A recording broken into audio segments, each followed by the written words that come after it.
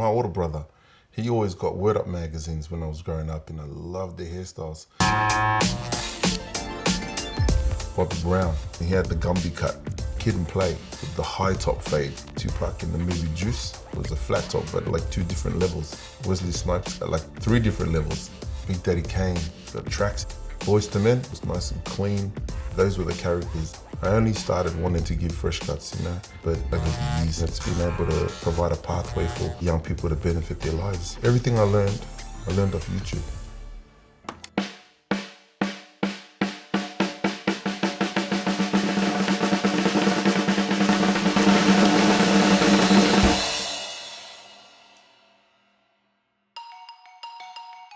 You're letting your guard down every time you jump in the barber chair. There's a sort of culture in barbering where it allows people to break down barriers. It's all about looking after someone else. I thought to myself, this is something that I really would love to use as an engaging tool for young people, but I didn't know how. I was doing some haircuts sometimes up to 1 or 3 in the morning. I was having that much fun. I just love that creativity, originality, but I felt a bit inadequate because I hadn't gone to barber school. And that's when I turned to YouTube. I started with Vic the Barber, he's 360 Jeezy, Chris Bossio, DL the Barber. I finally began to understand the process, the tools, and the craft every night. Once I put the kids to bed, watching tutorials. You know, my poor son, every time I learned something new on YouTube, I chuck him in the chair. Sometimes that was like days apart from the last cut. You know, I just got so excited and I just kept on learning from YouTube. Guys that were jumping in the chair would ask me, you know, where did you learn barbering? And I'd say, YouTube. And I'd see that look like, what? I just love the fact that it spurred the beginning of barbering and youth work joined together. The main thing that we were focused on was actually teaching young men how to become gentlemen and teaching them life skills through the art of barbering. The Garage Barbershop program worked really well, and we started talking about how can we engage young, disengaged students in a meaningful way, and that's where the Granville Barbershop program came about. He doesn't want no lines. The boys selected were from our disengaged Year 9 group who just weren't doing school.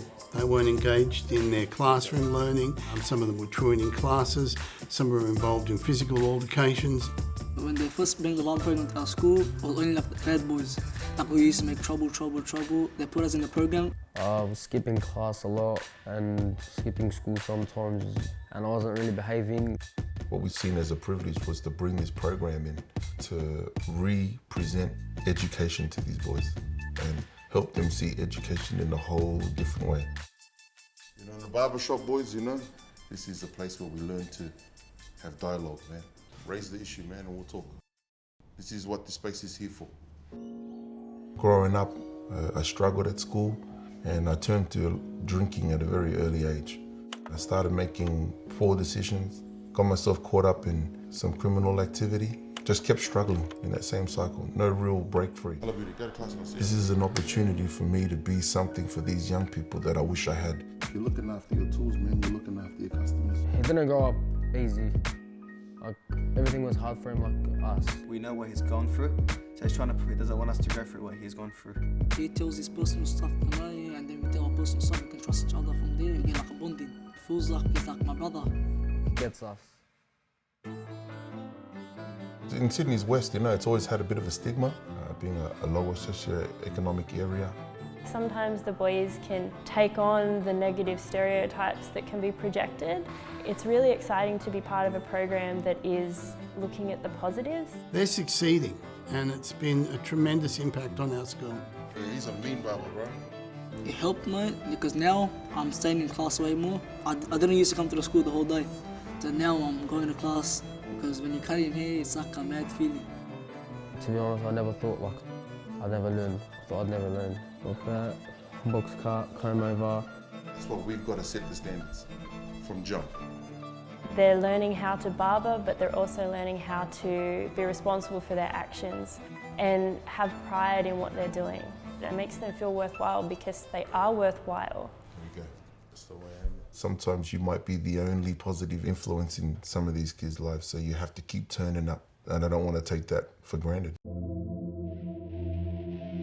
A lot of young boys are disengaged and looking for a reason to stay at school. In a perfect world, we'd be able to take it everywhere, but we only have one Charles. He's the heart of that program. Charles is irreplaceable. I've come to an understanding that, you don't have to be certified to be educated, but you have to be experienced to be qualified.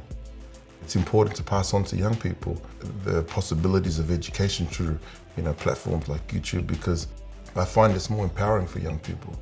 It's helped me see education in a whole different light, and it's just changed my life.